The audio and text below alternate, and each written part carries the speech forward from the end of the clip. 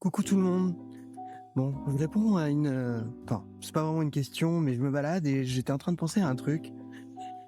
On me pose pas mal de questions sur le lien entre mon amputation et ma brûlure. Et les gens ont du mal à faire la distinction déjà d'un point de vue temporalité. Alors il faut savoir que voilà, mon accident, comme je l'ai déjà dit, il a eu lieu il y a 30 ans. Là où mon amputation, elle, a un peu plus de 2 ans. Et donc voilà, j'ai été amputé à cause d'un carcinome. Donc c'est une plaie cancéreuse que j'ai développée au coude droit. Et j'avais envie de revenir sur la manière dont j'ai abordé le truc. Parce que c'est vrai que souvent vous m'entendez dire: «Ouais bon, de toute façon ma main me servait à rien donc autant couper». Et bah, je vais pas mentir, c'est un peu comme ça que je l'ai abordé. Dans le sens où, effectivement ma main, pour ceux qui l'ont vu, d'ailleurs il y a des photos, sur Insta, n'hésitez pas à aller voir. Elle était déjà pas mal amochée et elle ne me servait qu'à une prise bilatérale, c'est-à-dire de prendre les choses à 2 mains.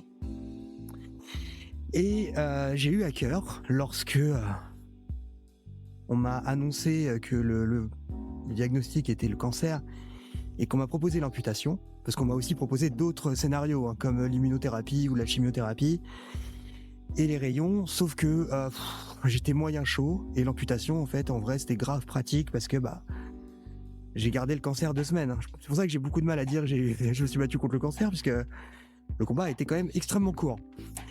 Euh, et en fait, voilà, je savais que ça allait aller vite, hein. On m'a diagnostiqué ça mi-décembre, j'ai été amputé début janvier, et j'ai eu envie donc de d'amener ça doucement pour aux enfants, pour leur montrer que la vie n'allait pas changer et pour ne pas qu'ils s'inquiètent.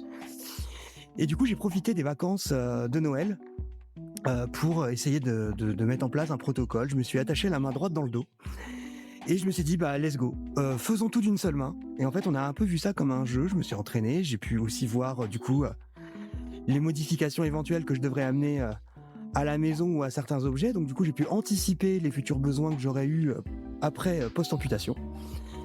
Et ça a permis de rassurer tout le monde, de dédramatiser la situation, de voir que la vie ne changerait pas. Moi, ça m'a également rassuré de voir que je pourrais continuer de m'occuper de mes enfants.